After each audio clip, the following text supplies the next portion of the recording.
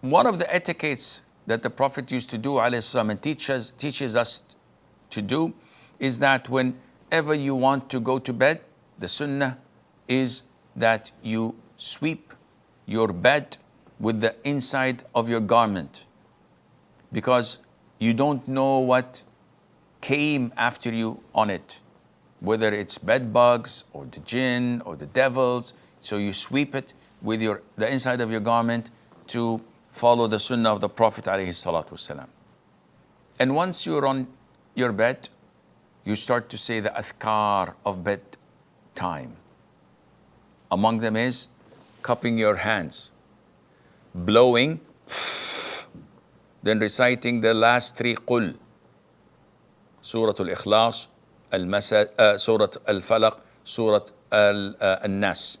قل هو الله أحد قل أعوذ برب الفلق قل أعوذ بالناس.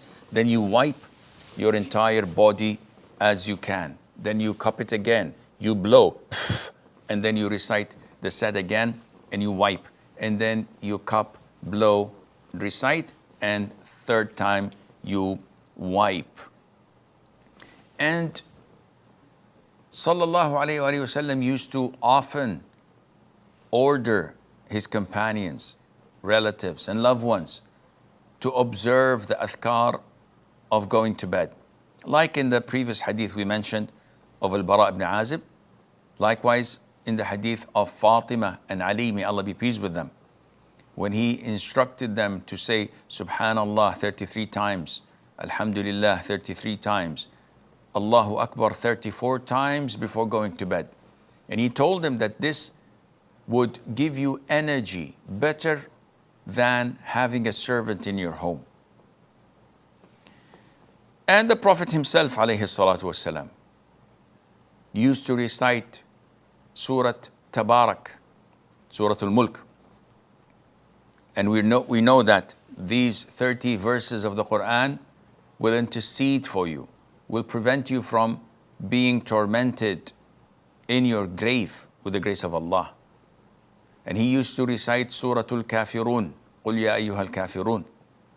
And sometimes he used to recite Surah Al-Isra and Surah Al-Zumar.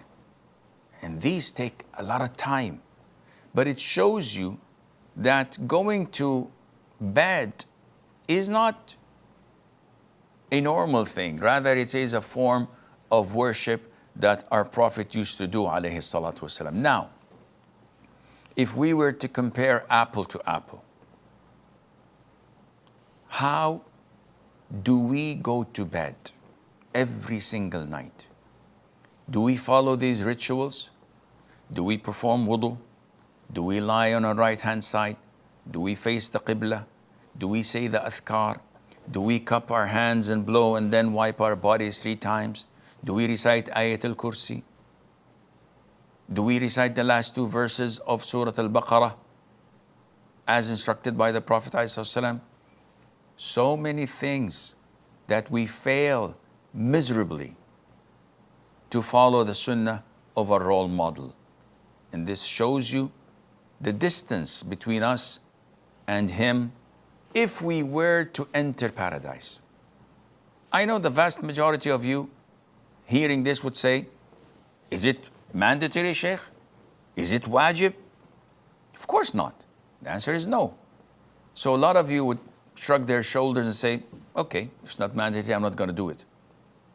And in reply, we would say, okay, if you're not interested in going to the highest level of paradise, then don't do it. It's all depending on how enthusiastic you are, how interested, how serious you are.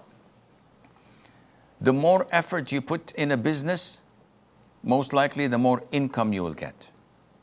And the less effort, the most likely your business will fail and be ruined.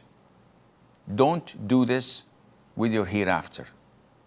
He's your role model. He was sent to us for a purpose, and that is to follow his footsteps.